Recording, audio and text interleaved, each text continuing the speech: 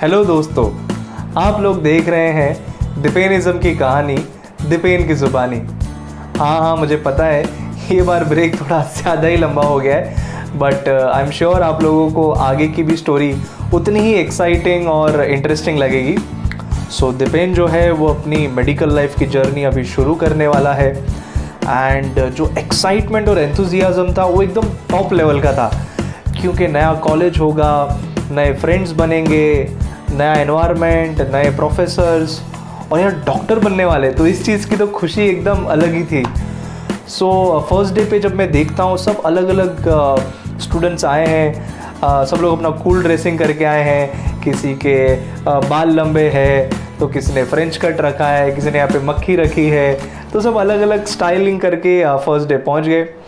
और जब भी हमारा ओरिएंटेशन होता है तो हमारे जो प्रोफेसर्स होते हैं, जो डॉक्टर्स होते हैं, वो हमारा ओरिएंटेशन लेते हैं और हम लोग को पूरा इंट्रोडक्शन वगैरह देते हैं कि क्या क्या होगा।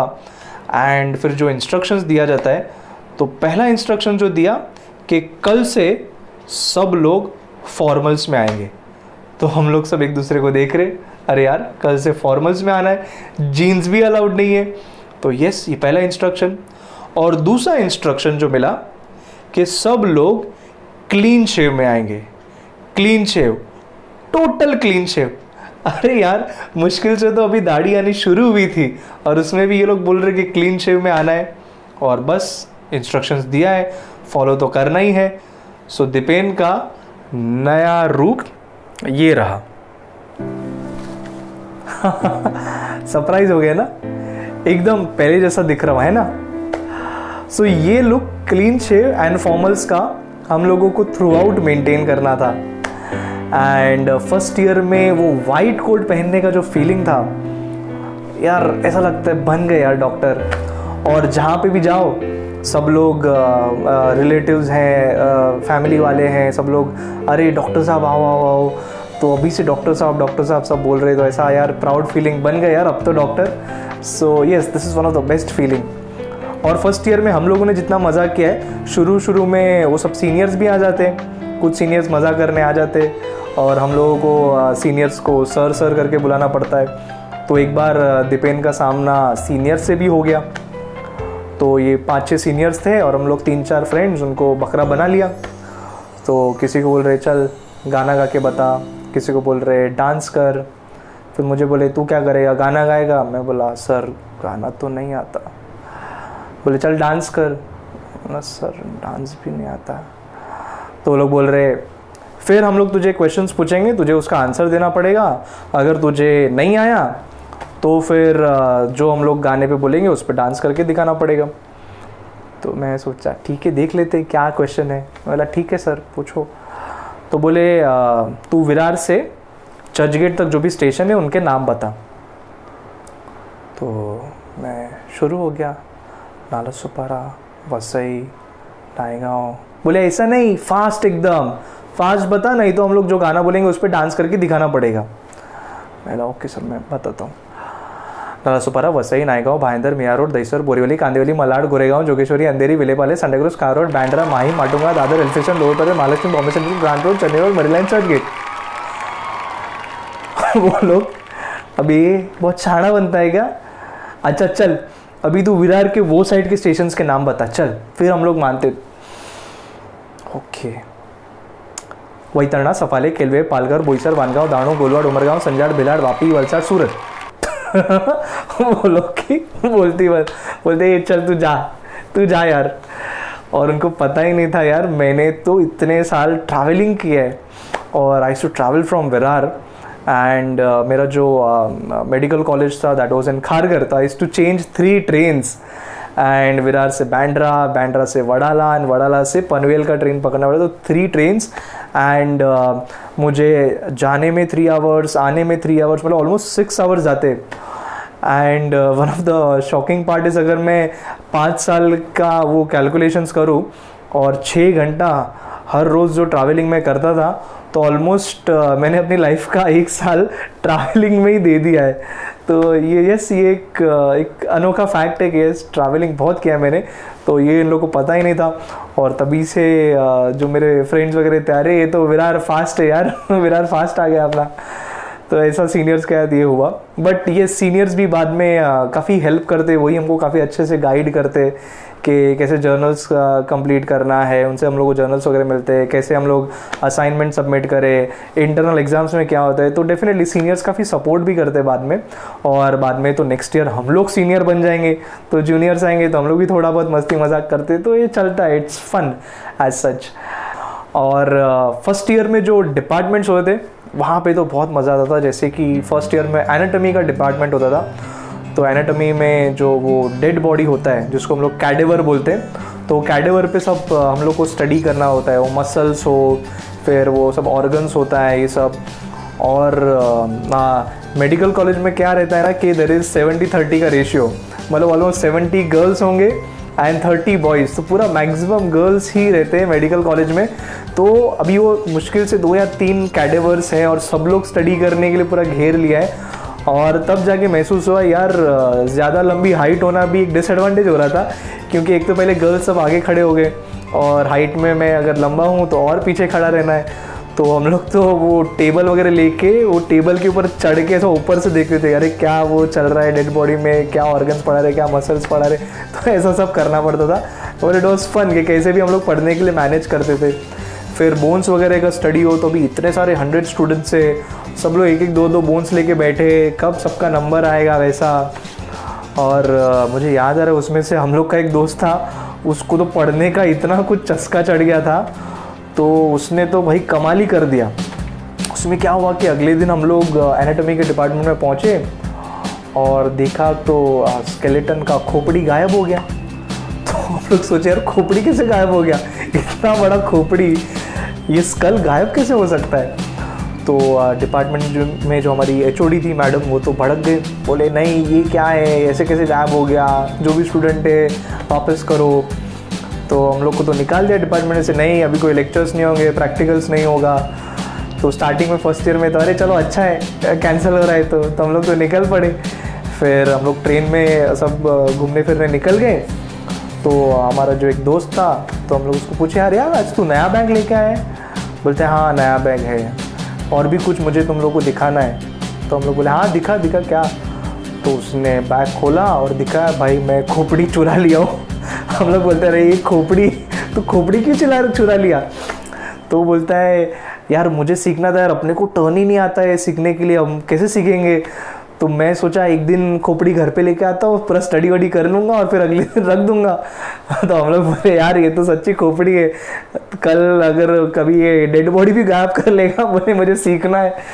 फिर दूसरा एक डिपार्टमेंट था फिजियोलॉजी। फर्स्ट ईयर में फिजियोलॉजी सब्जेक्ट होता है। वहाँ पे तो क्या होता है ना, हम लोग को हमारा ही ब्लड सैंपल वो निकालना पड़ता है। We have to prick our fingers, और फिंगर्स प्रिक करके वो ड्रॉप ऑफ ब्लड हम लोग को वो स्लाइड पे निकालना है और वो स्टडी करना है माइक्रोस्कोप के नीचे। तो एक बार तो उसमें भी बहुत मस्ती मजाक होता था। तो एक बार तो मैंने ऐसा प्रिक किया और जैसे मैं प्रिक करता हूँ धड़ाम से आवाज़ आता है। तो मैं सोच रहा हूँ यार ऐसा कौन सा पावर है, धड़ाम से आवाज़ आया। फिर पीछे देखा तो एक लड़की बेहोश होकर गिर गई थी। तो ऐसा होता है काफ़ी बार कि चक्कर वगैरह आ जाता है, ऐसा कुछ होता है। बट मुझे ऐसा कभी फील नहीं हुआ, मतलब आई एम अ जैन, मैं वेजिटेरियन हूँ, बट ऐसा डेड बॉडी देख के ऐसा वो मतलब एक ड्रॉप ऑफ ब्लड ही तो है, तो मुझे ऐसा कभी चक्कर वगैरह ऐसा कुछ भी नहीं हुआ। तो I was very okay with that. और डेयरिंग दिपेन है वो तो आपको पता ही है, तो ऐसा कोई प्रॉब्लम नहीं हुआ। और मुझे एक बार याद है हम लोग का एक बैचमेट है, वो तो हर चीज़ में बहुत ही ओवर एंथुजियास्टिक होता था। तो ड्रॉप ऑफ ब्लड जो हम लोग को माइक्रोस्कोप के अंदर स्टडी करना था, RBCs WBCs अपने ही देखने थे। तो हम लोग तो अभी तक एडजस्ट कर रहे कैसे क्या माइक्रोस्कोप के अंदर देखना है। तो वो दोस्त तो मैम मुझे दिख गया। तो बोला कौन सा सेल है, बोले मैम वाइट ब्लड सेल है। तो हम लोग तो सोच रहे यार हम लोग तो अभी वो स्मीयर बना रहे, माइक्रोस्कोप को एडजस्ट कर रहे। फिर मैम ने देखा तो बोले अबे ये डस्ट पार्टिकल है, ये तूने बराबर फोकस भी नहीं किया। तो ऐसे भी कुछ ओवर एंथुजियास्टिक हमारे बैचमेट्स होते थे जो हर चीज़ में ऐसा। तो फिर हम लोग को पूरा सिखाते थे कैसे पूरा मैनेज करना ये सब। और फर्स्ट ईयर में एनाटॉमी का जो लेक्चर होता था, हमारी मैम बहुत ही स्ट्रिक्ट थी। तो हर लेक्चर में वाइवा क्वेश्चंस पूछेगी और हम लोग तो बाद में बंक करना शुरू कर देते। वो मैम का लेक्चर इतना सवाल पूछती थी। तो और प्रॉब्लम ये हो गया कि एक बार चलो बंक कर लिया, बट वो लेक्चर में जो भी सिखाया वापस से वो सब नेक्स्ट लेक्चर में पूछेगी। तो वापस से नेक्स्ट लेक्चर में वापस से बंक मारते थे। तो जब तक चैप्टर ख़त्म नहीं होगा हम लोग फिर वो लेक्चर बंक मारना पड़ता था, लेकिन बाद में भुगतना भी पड़ता था कि यार एग्ज़ाम्स में ये सब आएगा, इंटरनल्स में। तो हम लोग पढ़ते भी उतना थे कि लाइब्रेरी में बैठ के ये सब, और फिर जब भी कभी लेक्चर अटेंड कर लिया तो मैम तो हाँ तुम लोग ही हो जो बहुत बंक मारते हो, ये करते हो। फिर हम लोग फिर भी आंसर वगैरह दे देते थे, हम लोग फ्रेंड्स ग्रुप स्टडी वगैरह करके लाइब्रेरी में पढ़ते थे। ऐसा सब हॉस्टल लाइफ जो था, फर्स्ट ईयर में हॉस्टल कंपलसरी था हम लोग को। तो हम लोग वैसे तो I use to travel, but exam time में we use to stay in hostel.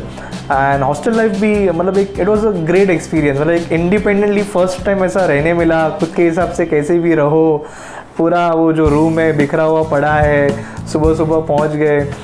और एग्ज़ाम्स टाइम जो होता था वो एग्ज़ाम्स में हम लोग रात रात भर पढ़ाई करते थे। एंड मुझे याद है मेरा एक जो बेस्ट फ्रेंड है वो पूरी रात भर हम लोग जागते थे, साथ में पढ़ाई करते थे। और हम लोग अलार्म पे इतना भरोसा नहीं करते थे क्योंकि एक बार सो गए, कितना भी अलार्म बजे बाद में नहीं उठते थे। तो हम लोग एक दूसरे को बोल के सो जाते, भाई तू अभी जाग रहा है ना, तू 3 बजे उठा देना, 4 बजे उठा देना। तो ऐसा करके हम लोग एक दूसरे को हेल्प करते थे। तो काफ़ी सपोर्ट भी वो फ्रेंड्स के बीच में बहुत ज़्यादा था। और हॉस्टल का मुझे एक याद है कि इंसिडेंट्स के एग्ज़ाम वगैरह ख़त्म हो गया। तो एग्ज़ाम जैसे ही ख़त्म हो गया तो ऑलमोस्ट होली का फेस्टिवल कुछ हो गया था, बट हम लोग को अभी भी वो चस्का था यार होली तो खेलना ही है। तो हम लोग पानी वानी उड़ा रहे एक दूसरे पे। फिर किसी ने वो रूम अपना बंद कर दिया तो हम लोग नीचे से पानी डाल रहे, ऊपर से वो ऊपर जो एक विंडो टाइप होता है उसको ओपन करके उधर से पानी फेंक रहे। और उसमें वो पानी उड़ाने में बाजू में एक इलेक्ट्रिक सर्किट था, वहाँ पे पानी चला गया और शॉक सर्किट हुआ और पूरा हॉस्टल का लाइट उड़ गया। और हम लोग बोले बेटा अभी तो गए, क्योंकि वो एग्ज़ाम का लास्ट दिन था। तो सब लोग तो काफ़ी लोग निकल गए थे, हम ही लोग कुछ लोग हॉस्टल में थे। और उधर फिर हम लोग को वार्डन ने बुलाया कि भाई ये तुम लोग ने किया है कांड। तो उसमें से हम लोग 3-4 जन फंस गए।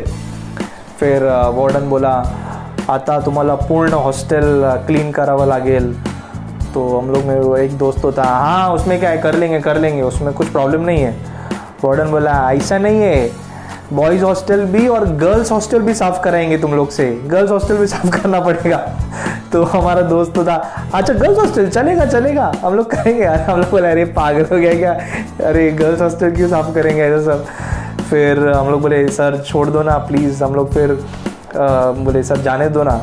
तो बोले ठीक है, तो फिर तुम लोग को फ़ाइन भरना पड़ेगा, ये तुम लोग ने जो किया है तो फ़ाइन तो भरना पड़ेगा। तो हम लोग बोले सर कितना फ़ाइन।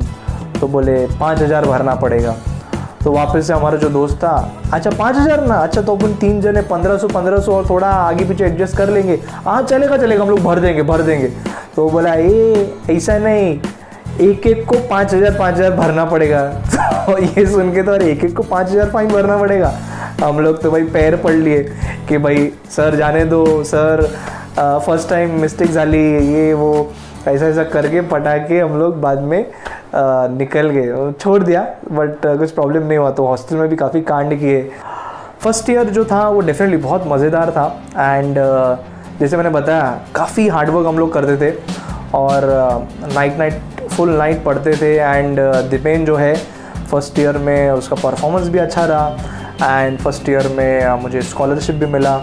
तो मुझे याद है कि वो JRD टाटा ट्रस्ट से मुझे स्कॉलरशिप मिला था। And the scholarship amount was 1,40,000।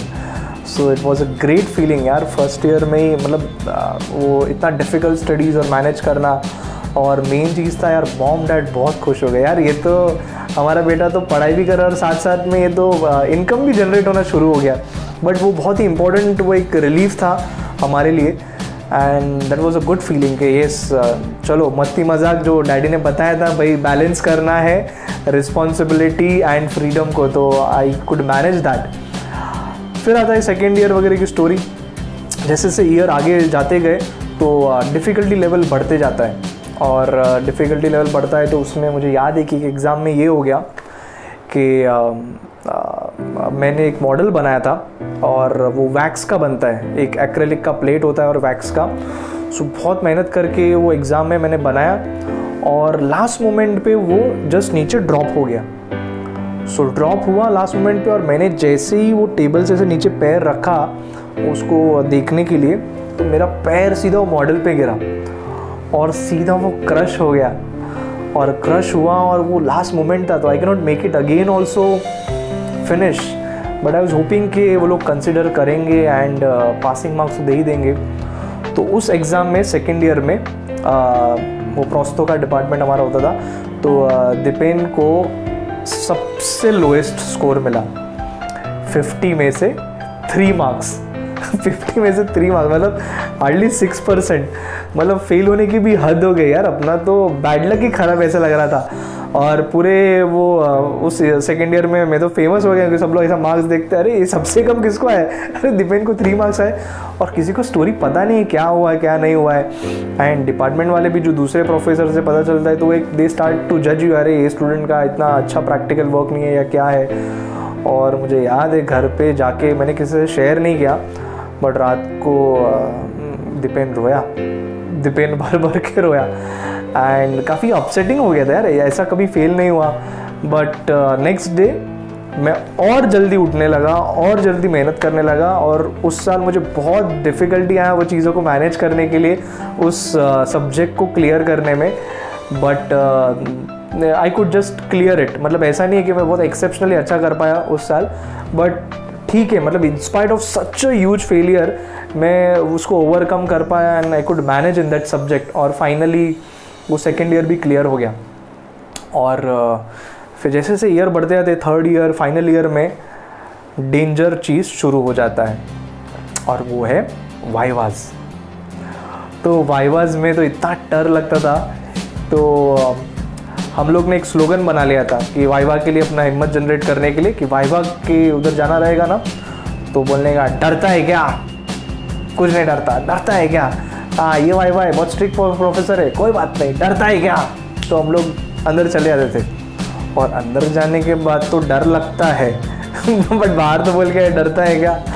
और फिर वो जो हमारे प्रोफेसर रहेंगे वो पूछेंगे पहले तो भाई क्या पढ़ा है, तो हम बोलेंगे सर ये चैप्टर पढ़ा है। अच्छा ओके, तो ये क्वेश्चन का भी जवाब दे, तो दूसरे चैप्टर से पूछेगा। तो फिर हम लोग को समझ में आया यार अपना वीकनेस कभी मत बताओ, तो बोल दो भाई हाँ सब थोड़ा थोड़ा पढ़ा है, अपना वीकनेस बताओगे तो पता नहीं कब जाके कौन अपनी बैंड बजाना शुरू कर दे। तो ऐसा होता था।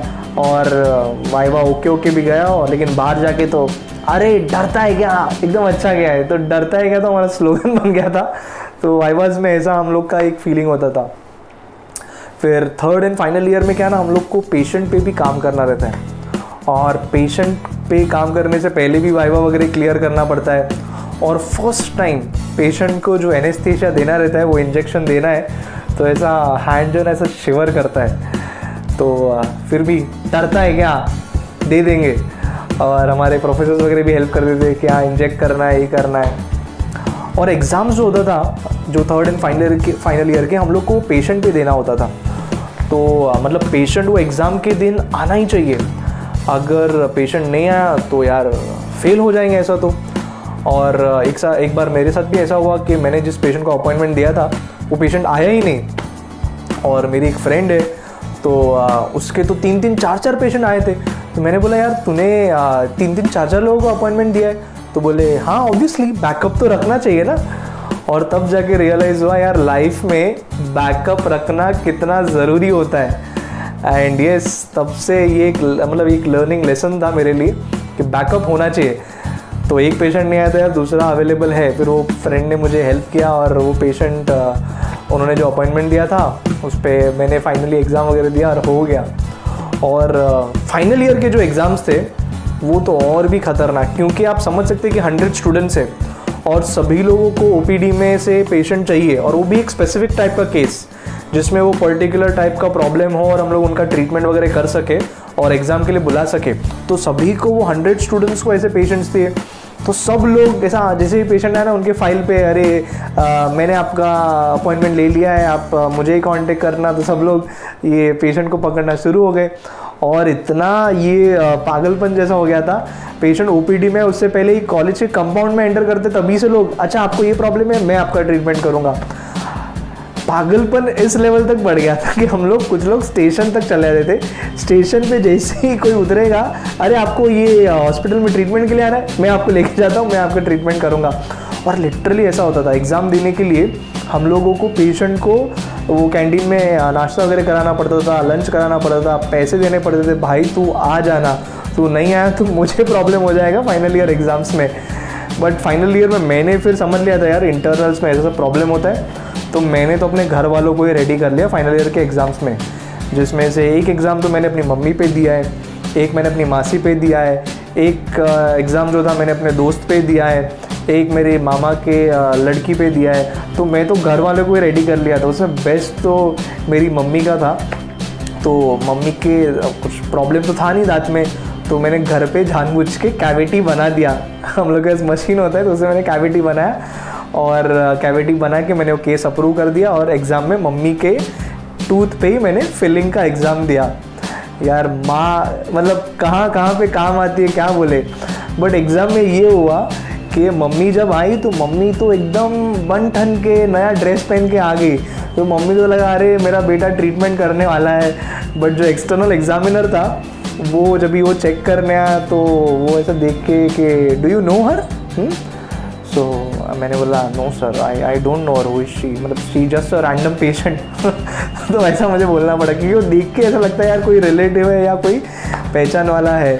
बट डेफिनेटली वो सब एग्ज़ाम्स मतलब वो जो प्रेशर था फिर भी क्लियर हो गया कि फाइनल ईयर में 7 डिफरेंट डिपार्टमेंट्स, अलग अलग पेशेंट पे मैनेज करना, एग्ज़ाम देना, एंड फाइनली क्लियर हो गया।